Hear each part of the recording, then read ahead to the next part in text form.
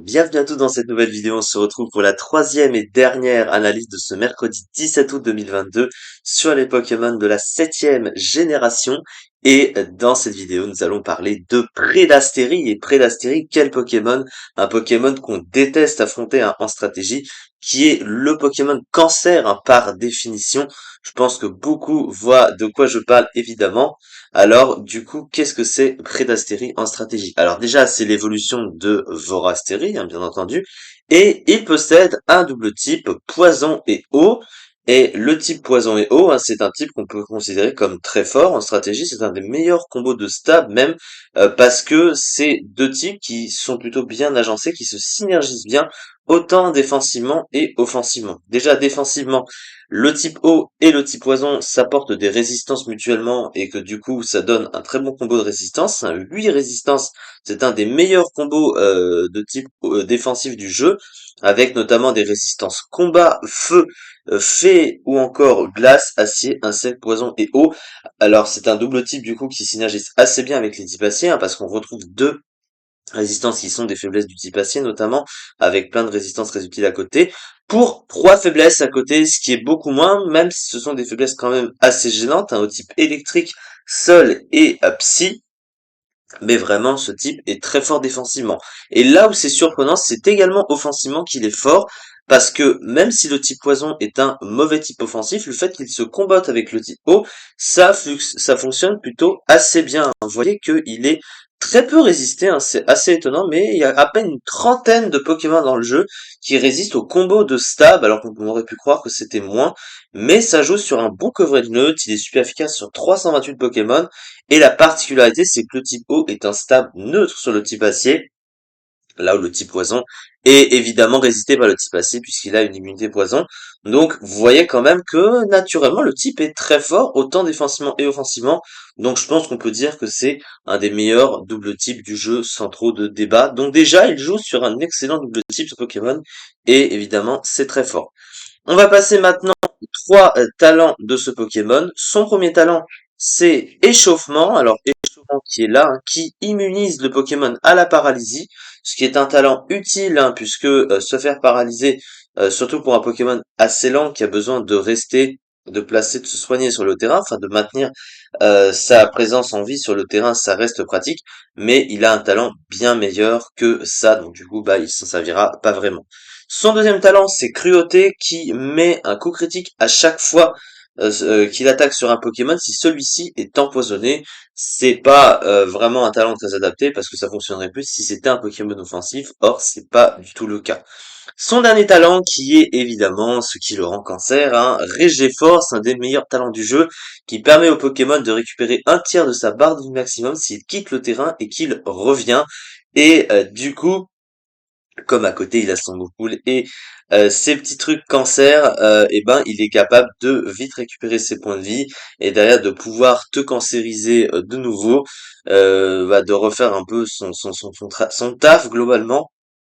Et Regiforce est complètement adapté à un Pokémon défensif comme lui, évidemment.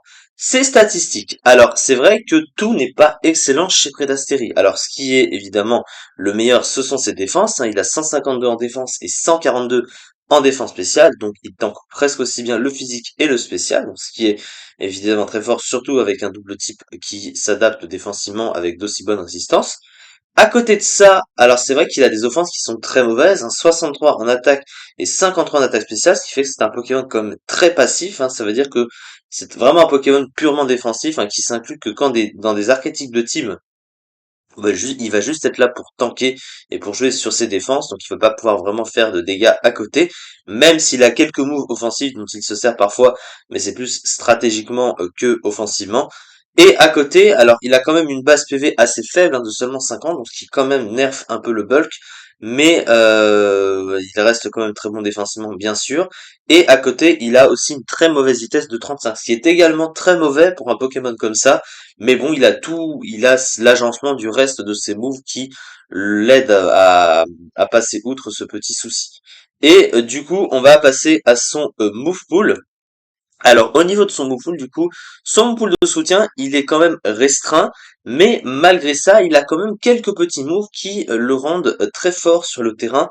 et c'est quand même assez fort. Alors il a accès notamment au pic toxique, donc ça c'est plutôt pas mal évidemment. Il a accès à soin, donc il peut se soigner, il a soin plus régé force, donc ça c'est évidemment très fort. Il a accès à ébullition stabée, donc tu peux brûler l'adversaire en mettant des petits dégâts de gratte aussi. Il a accès à sabotage, il a accès à buée noire également. Il a son move d'abri signature Banful Bunker, hein, blocos en français, donc du coup qui peut empoisonner un adversaire s'il prend une attaque de contact, s'il il utilise cet abri au même moment. Donc ça peut être utile situationnellement. Et à côté, bon, il a pas vraiment plus, c'est-à-dire qu'il a pas non plus énormément de capacité de soutien. Et il a pas non plus des options offensives de fou, mais comme il est plutôt défensif principalement, il est principalement défensif ce Pokémon, donc voilà.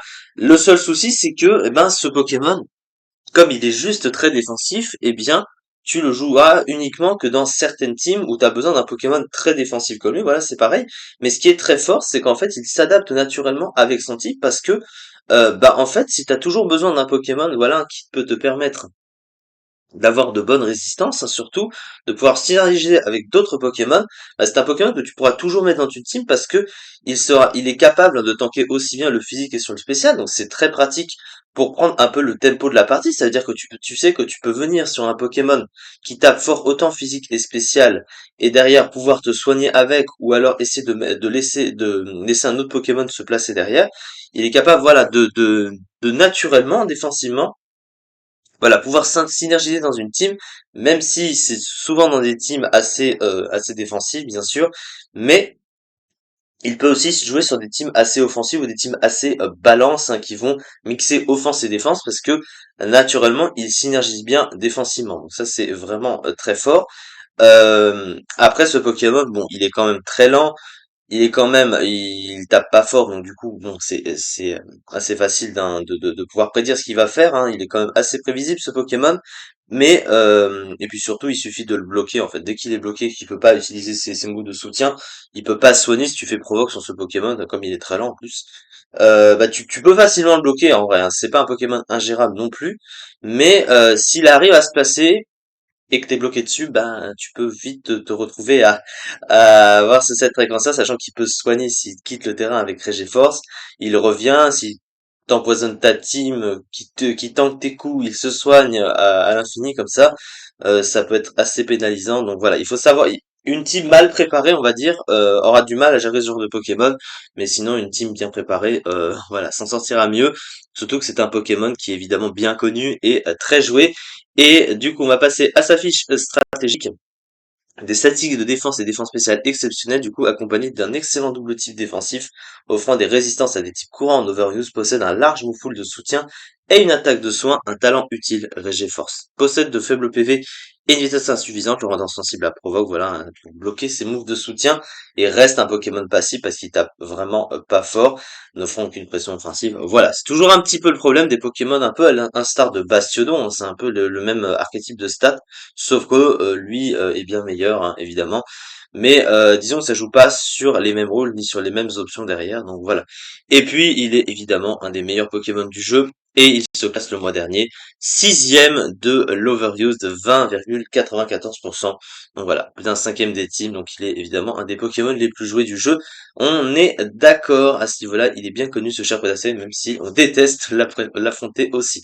C'est ça, en tout cas, pour cette vidéo. On se retrouve du coup pour la suite des analyses sur les Pokémon de la 16e génération demain. Merci beaucoup de m'avoir suivi et à très vite.